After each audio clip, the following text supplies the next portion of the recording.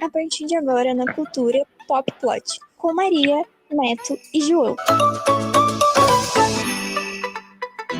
Bom dia, queridos ouvintes. Tudo bem com vocês? Hoje, nessa quarta-feira, dia 28, começo de friozinho aqui em Curitiba.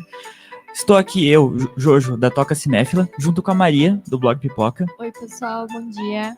Junto também com o Neto, do Suci no Mussi, que hoje está de home office. Bom dia, Neto. Aqui, gente. Bom dia, tudo bem? Tudo ótimo. Então, hoje vamos começar o programa falando das estreias da semana, né? E nessa semana a gente não tem nenhum grande lançamento, mas temos várias estreias que vão chegar aqui aos cinemas, começando pela Lenda de Oxi, novo filme da A24, que o Neto já assistiu e vai contar pra gente um pouco do que ele achou.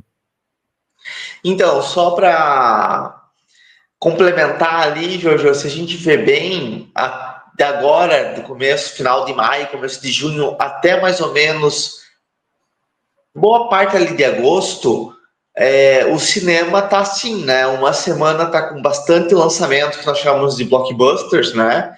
Lançamentos grandes, na outra semana lançamentos menores ou até muitas vezes sem nenhum lançamento. Mas vamos lá, A Lenda de Oxi. A Lenda de Oxi é um filme assim que sofreu um pouco, digo isso porque o lançamento dele foi adiado algumas vezes, né? E quando ele finalmente foi lançado lá nos Estados Unidos, ele não fez o sucesso que normalmente os filmes da A24 fazem. E acho que grande parte disso é por conta da sua história, né? Ele se passa numa ilha no Mar Negro, no meio do Mar Negro, e conta a história de criaturas chamadas de Oti, que vivem nessa ilha, e segundo a narradora, né, que é a personagem principal, uma menina de 13, 14 anos, nessa faixa etária, fala que desde os tempos remotos eles estão em guerra, a espécie Oti com eles. E, pelo que dá para entender, não se passa num outro universo, né, num universo paralelo, e sim no nosso próprio universo. Os Oti são uma espécie de primata e parte do filme eles são bem feitos, né? Não são perfeitos, mas são bem feitos. E parte do filme parece que são feitos de stop motion, o que tem o seu charme, querendo ou não. A história, ela me lembrou muito aquele filme Meu Amigo Panda, sabe? Dos anos 90, que o menino foge com o panda do zoológico. Ele não é um filme que você para e fala, oh meu Deus, que filme! Mas, ao mesmo tempo, ele é um filme que eu acho que vale a pena assistir. Ele não é um filme inteiramente infantil, como o trailer dá a entender, né? Pelo menos deu a entender pra mim, só que, novamente, eu quando vi o trailer do filme Sinais, do M. Night Shyamalan, pensei que fosse um filme tipo ET, e só na música de entrada queria sair do cinema, né? Eu tinha, acho que na época, uns 12 anos. Mas ele é um filme que eu acho que para toda a família. Ele tem o excelente ator, que na minha humilde opinião é um dos melhores atores de Hollywood no momento, que é o... Ai, Deus, fugiu o nome dele. Isso, William Dafoe, gratidão, Jojo. O William Dafoe, ele é fantástico, né? Ele não sei como ele não ganhou um Oscar ainda, ele concorreu em 2001, se não me engano, pela Sombra do Vampiro. Mais recentemente no Portal da Eternidade. Verdade, também. Ele interpreta Van Gogh, né, nesse filme, né? Mas também tem a Emily Watson, não é Emma Watson do Harry Potter, é Emily Watson. Ela é uma atriz inglesa que normalmente ela sempre faz papéis coadjuvantes, mas ela é muito boa. Ela fez um filme com a Renée Zellweger chamado Miss Potter. Né? E os dois, eles não são os principais, eles são personagens de apoio, né? Porém, eles completam muito a história. É fantástica.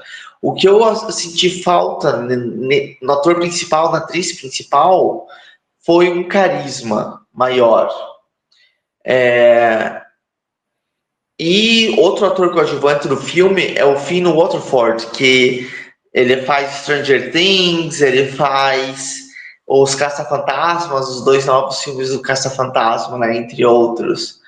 Mas ele também... O filme fica quen. Ele vale a pena você conferir no cinema ou esperar chegar em casa, porque ele não é aquele filme assim que você tem que assistir no cinema, sabe? Mas ele não é Uma boa, muito todo mundo. uma boa diversão familiar. Basicamente. E continuando com os lançamentos, nós temos o novo filme do cineasta Wes Anderson, que é o Esquema Fenício. Esse filme com um título meio inusitado. Teve exibição no Festival de Cannes esse ano. E ele fala sobre a história do magnata Jaja Corda, que ele está prestes a morrer, ele sabe disso e decide passar toda a sua fortuna para a filha, que é interpretada pela jovem atriz Mia Trapleton, que é filha da Kate Winslet, e ela só que ela está se tornando uma freira. Então ela não quer pegar todo o legado de maldade do pai dela. E nisso também tem o Michael Cera, que faz um tutor dos outros 12 filhos do magnata. E eles entram em uma jornada, um thriller muito diferente dos filmes que o Wes Anderson costuma fazer narrativamente. Porém, eu sinto que existe um esgotamento do visual dele. Eu acho que esse é o filme mais cansativo dele também. O que é uma pena, porque eu gosto muito do cineasta. Eu acho que até o Asteroid City, que foi muito criticado de 2 anos atrás, Uhum. eu acho muito bom filme. Nossa. E Eu gosto. eu gosto muito.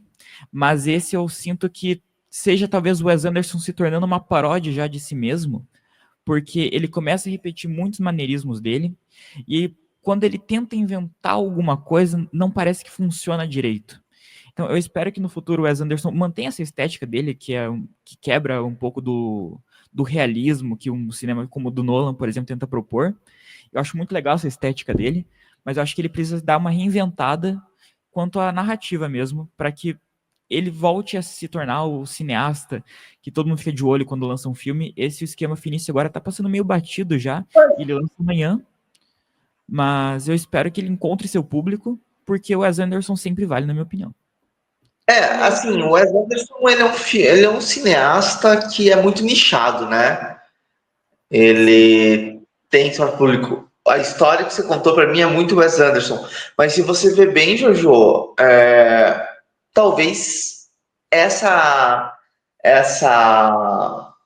opinião que você teve do filme ser muito cansativo, entre outros ali, né? O que muitos outros críticos também tiveram, não essa mesma, mas, por exemplo, eu li que esse é o filme mais nonsense do Wes Anderson, né? Eu Às vezes discordo. pode ser que ele quis. Discorda qual para você é o mais nonsense? Olha, eu gosto muito de Asteroid City nesse sentido. Eu também. Mas eu vi muitos críticos falando que Esquema Fenício é um dos filmes mais engraçados, assim, do Wes Anderson. Eu acho que tem um humor muito pontual no filme e ele começa muito bem. Eu acho que quando o Michael Cera tá em tela, principalmente, o filme se torna muito engraçado. Porque o Michael Cera é muito engraçado, eu gosto muito dele. Eu acho um dos atores mais Sim. interessantes dessa geração. Mas quando tá, por exemplo, o foco no Benício Del Toro e com a relação com ele e a filha, o toque de humor dele se perde muito. E tem também o Benedict Cumberbatch fazendo uma espécie de antagonista do filme, em que a dinâmica entre os dois tenta ser cômica e pelo menos comigo não arrancou um riso. Então eu acho uma pena. Depende, então. Depende. O humor é muito E subjetivo. tem o Tom Hanks também, né? Tom Hanks, ele faz um personagem que é irmão do personagem do Bryan Cranston. Nossa. Tem muita gente famosa nesse elenco. Tem Scarlett caro. Johansson, Jeffrey Caro. Wright. Caro. Às vezes, quando um diretor tenta sair um pouco da zona de conforto, também pode ser isso, dá muito certo e muito errado. Um que deu muito certo é o Perdido em Marte, né, do Ridley Scott, que abraçou a não se levar a sério, o próprio filme não se leva a sério, e foi um sucesso de crítica e de bilheteria, né? Pior que eu Mas às gosto vezes dele. pode não dar certo. E continuando com os lançamentos, também temos Confinado, que chega agora amanhã aos cinemas. E o Neto também já assistiu. O que você achou do filme, Neto?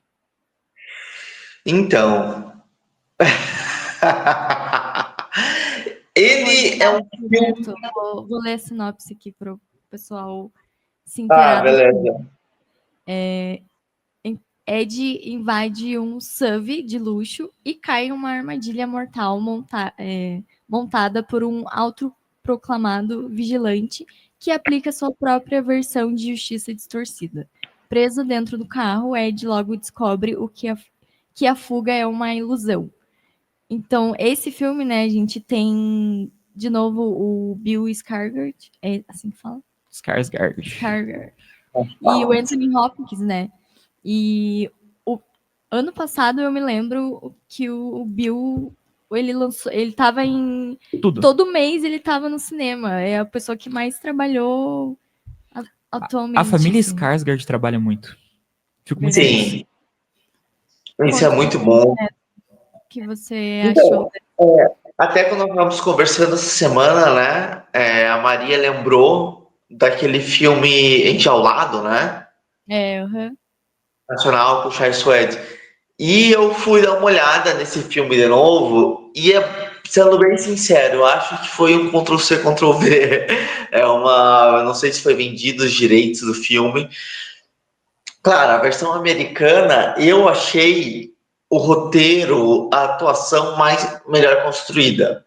Até porque nós temos o Anthony Hopkins, né, no filme. Tipo, não tem nem o que falar. Tudo bem que ele basicamente é só uma voz 90% do filme ali, né? Que ele fala com o personagem do Bill, né, dentro do carro, né? Por videochamada. Mas, assim, é um filme que vale a pena assistir no cinema? Não. Nem um pouco, sabe? É um filme que você pode esperar para assistir em casa. Ele é um filme, assim... Sei lá, basicamente, assim... Eu daria um 3 para ele. Porque Caramba. não... A atuação do Bill, o desespero dele é fantástico. Você vê o desespero dele. Eu gosto do Bill como ator. Por exemplo, no filme O Corvo. O Corvo foi um fracasso, a história é uma porcaria. Mas a atuação do Bill tá muito boa. Entende? Mas Sim. era mais um John Wick mortal do que um Corvo o filme. Inclusive, ele tá no John Wick 3, né? Não, no 4 ele tá, né? O Bill é o vilão do quarto filme do John Wick, o Baba Yaga. O John não, o Bill. Mas, assim, o filme é rápido, 1h30, e o filme inteiro é basicamente o personagem do Bill trancado dentro do carro. E cometendo aí o carro, vai dirigindo pela cidade 1 hora e vai matando, atropelando pessoas, vai fazendo outras coisas para incriminar o Bill. Porque até então, que carro se dirige sozinho, entende? O filme mostra bem o desespero, ele consegue transparecer bastante esse desespero do personagem trancado dentro do carro. Mas não vale a pena muito assistir no cinema. Se fosse dizer alguma coisa assim, que o único lançamento, acredito eu, pelo diretor, que vale a pena assistir no cinema, seria o Esquema Finício do Wes Anderson. E o relançamento da semana, né, Jojo? Então, qual que é o relançamento da semana? Temos um relançamento duplo, na verdade, muito importante para o cinema brasileiro, que é o relançamento de Saneamento Básico, em uma sessão dupla com Ilha das Flores, que é um documentário do Jorge Furtado muito importante. Ele é curtinho e fala um pouco sobre o mundo que a gente vive, sobre o sistema que a gente vive. E sobre saneamento básico, o filme fala sobre uma pequena comunidade de descendentes de imigrantes italianos no interior do Rio Grande do Sul, que acabam recorrendo a um vídeo caseiro para poder resolver alguns problemas de onde eles moram. E o elenco conta com Wagner Moura, Camila Pitanga, Bruno Garcia, Fernanda Torres, Lázaro Ramos. Então é um elenco cheio de gente famosa, que é um filme muito engraçado, que vale muito a pena ser conferido agora que está sendo relançado. E não foi engraçado, Jojo. Ele é ousado, desculpa só para falar, porque ele é basicamente uma crítica à Lei Rouanet. Que muitos atores utilizam, né, para fazer seus projetos.